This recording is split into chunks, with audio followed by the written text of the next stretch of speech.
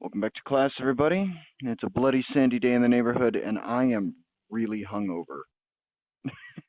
So I'm sorry I haven't made one of these in a while. Class has been out for a while. A lot of shit going on in the life situation, and last night was a cause for celebration, and I am struggling to function. So we're gonna go ahead and kick this pig with something that I feel needs to be talked about a lot more than it is. And that is how not to kill a person. In all these classes so far, we've talked about the best way to just eliminate your competition. Just slice and dice and how to deal with armor, how to deal with no armor, how to take people out.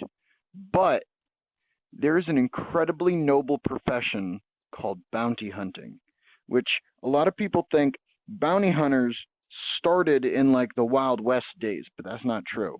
Bounty hunting goes all the way back as far as crime does, when somebody did something wrong and needed to be brought in because he was on the run. Now, every culture had their own way of dealing with that.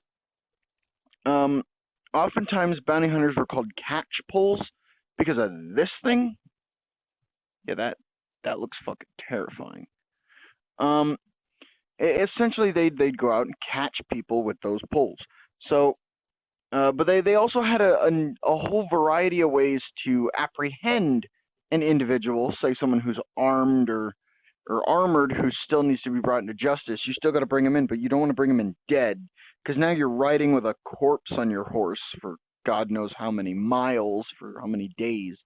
So it's best to bring him in alive because you also get more money that way. So I'm going to start with what I got on the table, go over there, and then what I got on me. We're going to start with the oldest ways to knock somebody out. Bone and wood. Yeah, I'm bringing this guy out early because he's on my hip and he matches in here. Just a straight club, all right? Before there was stone, there was wood and bone. And either of these, I mean, this looks like it's a hip bone of something, and this is just straight wood. This is just a tree branch somebody chopped off, took all the limbs off of, and is ready to whack a bitch with. Now, I'm gonna put that one back. Basic clubs have been a great way to render a person unconscious for hundreds of years. Hundreds. Because there's no flanges, there's no sharp edges, no nothing that when I hit somebody is gonna like split their skull, split, whatever. Then we got the little nightjack here, or the blackjack. This is a weighted club where all the weight's put into that little bit right there, and you just crack someone over the back of the head with this. And because of the material, it's soft enough, it's not actually going to crack their skull, but it'll knock them out. Which, for those of you who don't know, the reason people get knocked out is one of two things: either A, their brain bounces around inside their skull so much that their body just goes limp to try and stop the rattling, or two, their head twists far enough that the brain again shuts your body down so that way you don't snap your neck. It's like quit resisting, go limp, so that way the neck doesn't snap. That's why people call the chin the knockout button in a boxing match. Hit them in the chin hard enough, their head will twist. And once the head twists far enough, the brain's just like, all right, we out. But another one, yeah, just hitting someone in the head hard enough to really slam their brain against the side. The brain's like, all right, we gotta power down for a minute because something we just did is not agreeing with us, and that's a knockout. So yeah, that's what a club does. You hit them in the head hard enough to make their brain go, nope. And that's how most of this shit works. Um, Going on to the bow staff here. The bow staff, also known as a quarterstaff. If I go over here to my big blunts, hey. See, now this one's deadlier because it has the fullers on the end of it. Let's just go standard quarterstaff here. I'll move my fetter down.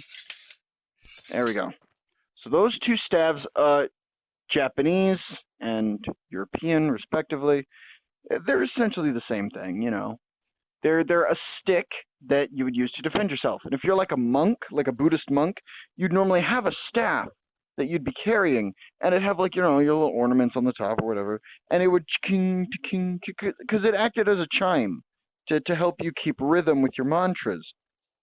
And that could very easily be used to knock a bitch out. Walking sticks used by European monks, that same premise. If they get attacked by bandits, they could knock a bitch out without yeah, see here's just a walking stick. See, that's a perfect height for a walking stick. They could knock somebody out because European monks couldn't murder anybody. It went against their tenets. But if they had a stick here, you know, whack, you done. You know, they could beat your head in or defend themselves from wolves or bears or whatever else might be on the road. Shillelaghs in Ireland, it's a lump of metal stuffed into a tree's nook, and then the tree grows around it. You chop the branch off, and you've got your metal ball stuck in your branch. You take all the usually blackthorn's used for this. You take all the other branches off, and you got yourself a metal ball in the end of a stick. Guess what? There's a metal ball in the end of a stick too. And I gotta talk about my gotta. Any kind of massive blunt weapon you think, Jake, that is gonna just flatten a skull. You're correct. But it could also cave in a rib cage. And so I don't have to hit him in the head. I could make somebody submit by shattering a few ribs and making them realize they can't continue the fight. They're like, all right, take me alive, you know, because the next one's going through the skull. You know, you just got to get them. That's the premise behind the bar mace. You know, if you wanted a sword but you didn't want to kill people, you'd get one of these. These little dents here, yeah, that's gonna crack a skull for sure, but it'll also snap an arm. Say I don't hit him in the head, say I hit him in the arm. He's gonna be like, oh, my friggin' arm's broke. And I'm gonna be like, give up or I'm gonna break your other one. And he's gonna be like, aight, dude, I'm done. See, taking people alive was most definitely a thing. Because another thing you whoa, Jesus, hi hand. What did you just that jump scared me a little. My hand just zooped through the screen. Another thing you could do with people you took alive, with captives, was trade them. Say you're at a war, right? And the enemy's got like 600 more people than you do. Well, back then, people respected, they had a chivalrous code, you know, a code of conduct on the battlefield. So if you said, hey, I've got 500 battle captives in here, if you take one step over that line, we're going to start wiping them out.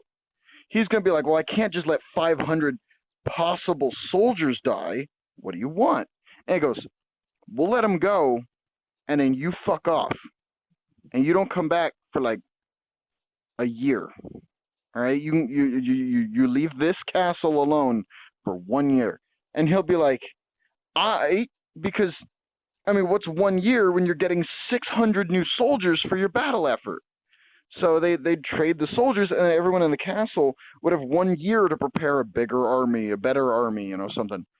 So yeah, captives are very important. Plus, if you're a bounty hunter, you know, taking out a handful of looters or brigands or even deserters, which usually had a way bigger price on their head, if you were a deserter, they would pay your weight in silver.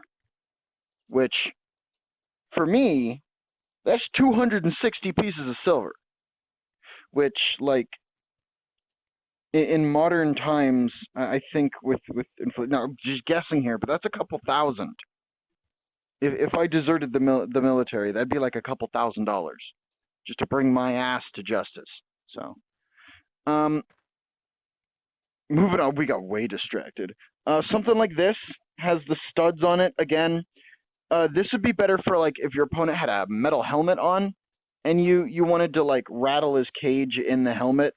Anybody wearing armor that you use a blunt weapon on has a high chance of surviving that attack, but also has a even higher chance of being just knocked the fuck out.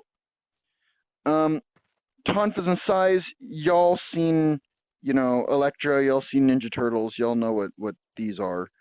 Tonfas, more often known as a nightstick, these days are a billy baton. Um, they were adopted by police due to their awesome nature as both a defensive weapon, here lined up with my arm to block incoming strikes. Here, I can use it like a comma, where I can hook an opponent and pull them in. I can drive that point into their head. Um, if I grip it like this, I've got extended reach on my whacks and on my jabs, allowing me to really get somebody like that. But if I really want to jab somebody with it, I'm gonna hold it like this because it's a bit more supported by your forearm. And then the final form of the tonfa, no, no. Oh, well, let me grab. Normally you'd grab it. Whoa. Normally you'd grab it down here on this, end, and this would act as a handguard, and you'd use it like a tiny little sword. Moving on to the sai. This, God damn it. All right, you know what? You're going down one. So the sai was actually an agricultural tool, much like the tonfas. They were farming tools that people used to defend themselves from samurai. They'd take this thing, and they'd chunk it into the ground, and then this would poke 2 holes for water, while this middle guy was the seed shaft. Or maybe I got that mixed up. Either way, they'd thunk it into the ground and then drop the seeds, and move on. Nowadays, it was used by the Metsuki, not nowadays, but like back in feudal Japan, because you could block a sword, catch it, and snap it. Breaking a sword, you could come in with the jabs, but because it's completely circular, cracking somebody with this isn't going to kill them, it's just going to hurt a lot, which allowed you to take them alive. This is the fetter. Now, the book says that this thing was used as a training sword, and while that is correct, a lot of times training swords like bowkins, thick wooden swords, fetters like this, any kind of blunted sword would also be used to catch people because it's a sword that's not going to kill. So it's wonderful for catching somebody by taking out an arm, cracking them on the head, doing something like that. Really talented swordsmen could just use the side of their sword, crack over the head with the side of the sword, but you want to watch out because your sword could bend doing that if you do it too hard. Fetters like this were designed to hit with this blunted edge, usually used in like tournament fighting and stuff to, because you don't want to die in a tournament, so you'd crack them with that. A weapon that takes the idea of blunted edge very seriously is this bad boy, one of the few Japanese swords that I adore above all else, and I'm about to get to that in a minute. So its main cutting edge, when used traditionally, is completely blunt. I mean, look at that. That is thick. Hold on. Yep.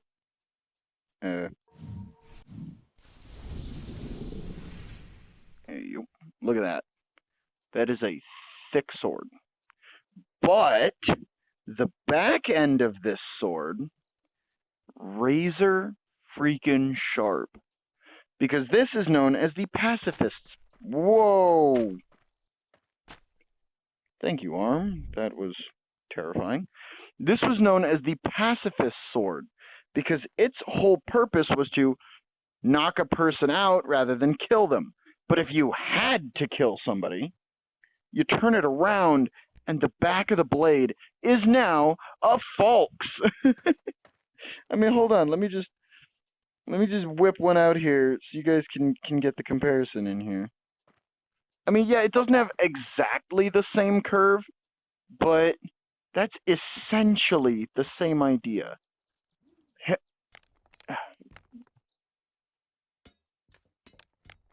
Well, that was kind of funny. So yeah, now it had this inverse curve, meaning that when you chop down on it, it'd dig real deep.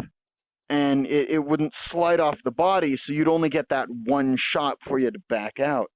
But it was a wonderful weapon used to knock a bitch out instead of kill somebody. On my other shoulder, I have a jo staff, a shortened version of a bow staff, usually used as a walking stick or a cane. Now this one's made of metal, so this is definitely meant for fighting over like convenience. Like this is gonna ping, ping, ping, ping, ping. It's a little bit larger than an eskrima stick, which is a Filipino like fighting stick. Usually they're made of rattan. Eskrima sticks are not Joe staffs. Joe staffs usually made out of some sort of wood. This one's metal. I don't know why. On my hips now, again, wooden cudgel for that good crack. On this hip, a sword again from Japan, because Japan has a lot of ways to not murder a person, which I think is hilarious. Because they had a whole culture devoted to being these awesome warriors, and yet almost all of their weapons are meant to not kill, except for the actual like sword and spear and bow. But like they've got staves that don't kill, they've got different kinds of handhelds that don't kill. They've got whole martial arts devoted not to kill, like karate and judo and taekwondo, and all of those are meant not to murder a person, but to render them unconscious. Because punching somebody in the face, just bam, and then bam, bam, bam, boom. That person's gonna be out cold instead of dead. Anywho, this is a Tekken, and it was used by merchants when sword laws came down in Japan. Japan tried to limit who was allowed to own a sword. So merchants, for self-defense, would carry these. They're metal, blunt, and very good at whacking a bitch.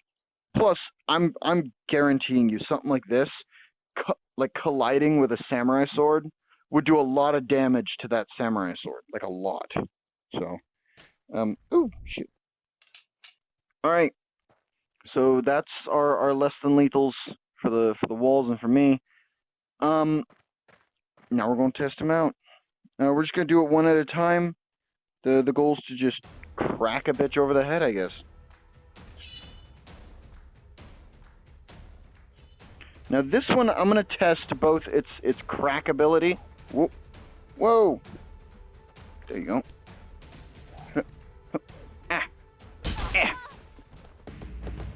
Oh, I think I got her with the back of it. Yeah, see, that's hitting blunt. Alright, we're going to try that one more time without my arm disappearing into the floor. I don't know what's up with this hand's tracking. I really don't.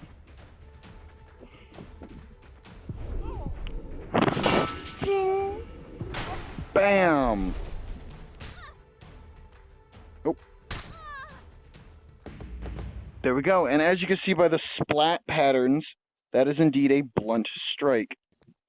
And then you turn it over and you've got yourself that razor sharp end right there. That ching, same kind of folks draw on the pole to just drive it into the cut. All right.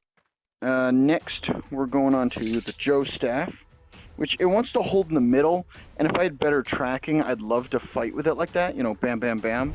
Because what you do is you'd come in and you'd bam, bam, boom. There we go, knocked him down. And then pop.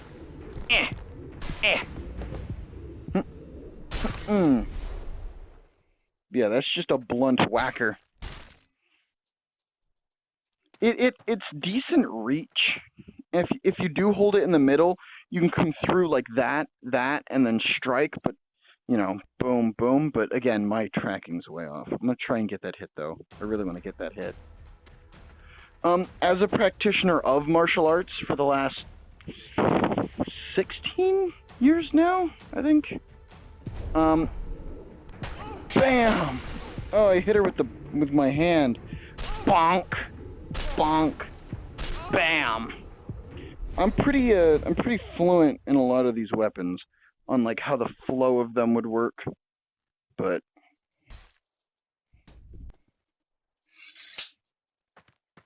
my favorite weapons are the ones that definitely kill. Because if somebody's coming after me, I'm not giving any warnings. All right, they are gonna be the warning for anybody else who comes after me, essentially. But that being said, I do not. I'm not a big gun guy. That being said, because I feel like guns are cheap and cheating. Somebody comes after me with a knife, I'm gonna go after him with a knife. I'm not gonna whip out a gun. A lot of them are going just straight to the ground after one good hit. Just knocks them clean off their feet. Because that's, you know, it's a big, heavy object striking you in the head. It's gonna knock you down. You're gonna be like, woo, for a minute, you know? So I come in here, bonk. See, it just sends him flying to the ground. Ugh. Okay, there we go. So yeah, that's blunt weapons. There's not really, this isn't going to be an uber complicated video. Or that's trying to knock somebody out, you know, trying to take them alive. Now, contrary to like normal blunt weapons, the focus of today isn't just like, oh, a blunt weapon is what you want to use. It's on the fact that they're less than lethal. They are still lethal, but they're not as, you can actually see the detail in my fingernails. They're not as lethal as, say, you know, the Falks. You know, it's not guaranteed to kill a person on a hit. Now, some blunt weapons will most definitely kill a person on a hit. Any of the Warhammers, any of the Warhammers, things like the Holy Water Sprinkler, that is going to kill somebody. That's going to kill somebody dead. All right, so not all maces, not all bludgeons are less than lethal. Well, the ones that are less than lethal are the ones with minimal to no flanges, you know, smooth, round, and you know, oof. So smooth, round, knowing how to hit somebody.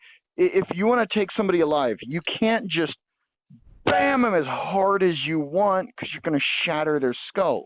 You got to crack them just enough to like move their body, but yet not shatter their skull or turn their brain into putty. So there's a fine line to taking a person alive. If I had to apprehend a person, if I was a ye olden day bounty hunter and I had to take someone alive, I would not want a bladed weapon, like at all, because cuts can lead to infection really easily. Let me just shoosh. And then, I probably wouldn't use a wooden club like this, because that's just, you know, there's a good chance that they could chop through it. I think it's in here somewhere. Definitely not. Here we go. Something like this. All right, has a large head to it, and I probably wouldn't hit him in the head. I would put this into their gut or into an arm, but I would not hit them in the head with it. There's a reason that the Pernarch is a mace. It's because it's a symbol of justice, a symbol of authority, and you don't want to, you know, like say somebody robbed a store, right? And you're like, all right, well, you smash him on the hand with this. That's going to break his hand, so he's not going to be able to steal anything with that hand. But it's also not going to kill him. If you just chop the hand clean off, well, now there's a chance he'll bleed out, it'll get infected, he'll die. You don't want him to die. You just want to punish the hand that stole. So you'd, you know. So it was thought to be a less than lethal symbol of authority, but still very able to kill, should it need to. So, yeah. That's it for today. Class dismissed.